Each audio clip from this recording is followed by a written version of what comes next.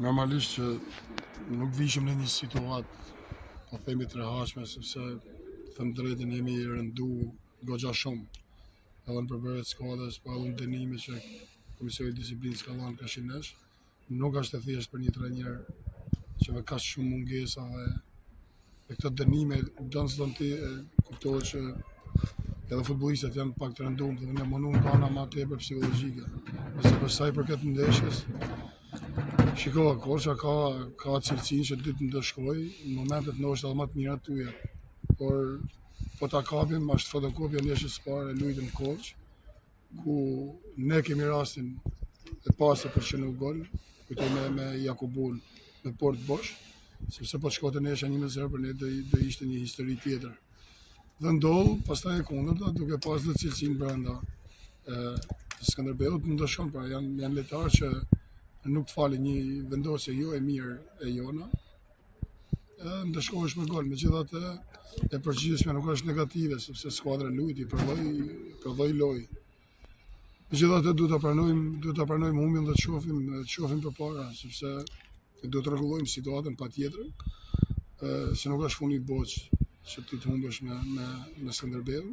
Për mënyrën se si ti e humb, ndjen keqardhje, sepse minimumi duhet të shënoheshim ne të parë. Por edhe kur shënoi Korça sapo filloi pjesa e dytë, prapë kemi rast pastër ne humbim, Skënderbeu e ban. Kështu që këto janë disnivelet e cilësisë lojtarëve. Cilësisë e lojtarit e jashtë, pra nuk ka se ti mundesh ta përmirësosh ose ta bash lojtar me nivel të lartë. Kjo është niveli. Do të shohim, do të mbyllim edhe një ndeshje që na ka ngel ditën e diel, që do japim maksimumin. Dhe do të shohim pastaj se për vazhdimsinë që të ndërhyjmë, sepse ka lojtarë që nuk janë për këtë nivele për jetë vërtet. Pra kemi lojtarë që nuk i përgjigjen nivelit kategorisë parë. Her pas here u pa edhe disa ishin pothuajse zvendësime të cilat u kryen njerëz që ishin 3, në mos gaboj zvendësimi që ju kryet. A u pa ndoshta lodhja apo ishte arsye thjesht për sepse pat ishte Mazreka që u aktivizua, Kithambo apo heqja dhe sulmuesit Santiago Selmani me zvendësimin e tij, domethënë kur hyri Markoçi. Shumë zvendësime, por thuajse ishit u ndje lodhja, çfarë ndryshoi? Çfarë pat? Për sa i përket Santiagos, ai është ndrym i detyruar sepse ai na ka luajt pothuajse me i kamsat. Dhe duhet i them bravo për sakrificën. Kurse për sa i përket pastaj ndrymive të tjera është dhe lodhje, pra janë edhe çështje taktike, që ti kërkon të fusësh cilësi, por edhe Mazreka mos harrojmë, ka 2 javë pas stërvitje, ka 3 ditë që stërvitet me skuadrën dhe mendova që vetëm për 30 minutë që mund të jetë, na jap atë nivelin e lojtarit që ai ka.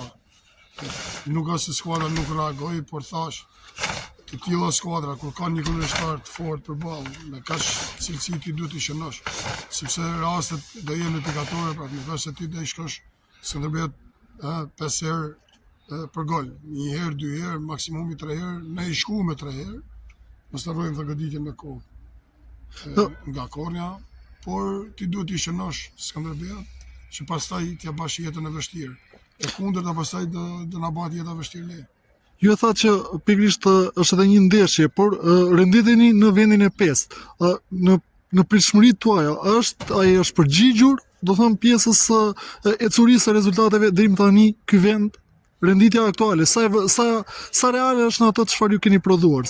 Shiko, për çfarë kemi dhënë fush, mendoj që nuk janë pikë reale, pra do të kishim diçka më tepër. Mos të harrojmë që edhe ndeshja e kaluar ka pas jashtëzakonisht shumë probleme në arbitrim. Po ta shohësh, kemi gol të anulluar, kemi penallti të pavën. Pra, sidomos në ndeshja e fundit me Qerkasën ka qenë arbitri, domethënë arbitrim tendencios, që ka ndikuar direkt në rezultat.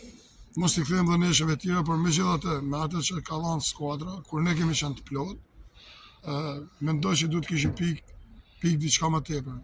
Megjithatë, pikë këto janë, renditja kjo është dhe duhet ta pranojmë.